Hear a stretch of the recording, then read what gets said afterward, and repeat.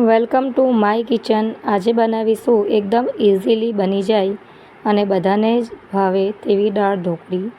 તેને માટે અહીં મેં 2 કપ તુવેરની દાળને સારી રીતે ધોઈ લીધી છે. તેમાં 2 ટેબલસ્પૂન જેટલા સિંગદાણા અને પાણી એડ કરીને 3 થી 4 વિસલ કરી લેવાની છે.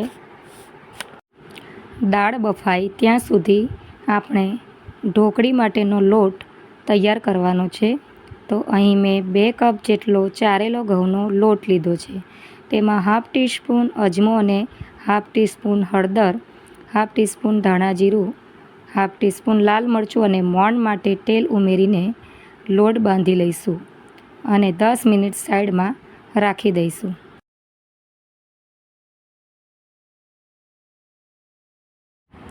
દાળ બફાઈ ગઈ છે. કઢાઈમાં તેલ મૂકીને એક બાદિયું, નાનો ટુકડો તજ, એક તમાલપત્ર, 2-3 લવિંગ, રાઈ, જીરુંને એડ કરીને સાંતળી લઈશું.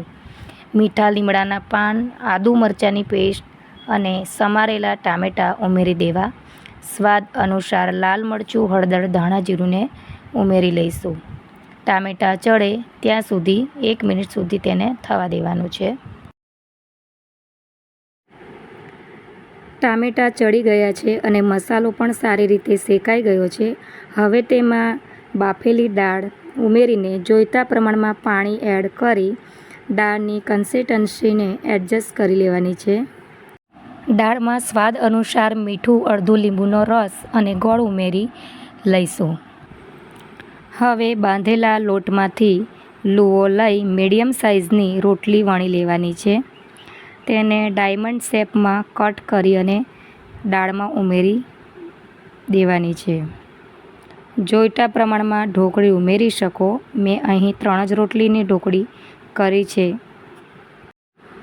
દાળને 10 મિનિટ સુધી બોઇલ કરી લઈશું. તેને ધીમા તાપે રાખવાની છે જેથી ઢોકળી સારી રીતે ચડી જાય. ઢોકળી ચડી ગઈ છે તેને આ રીતે ચેક કરી લેવી. હવે તૈયાર થઈ ગઈ છે ખાટી મીઠી ઢોકળી. ઉપરથી કોથમીરને એડ કરી લેવી.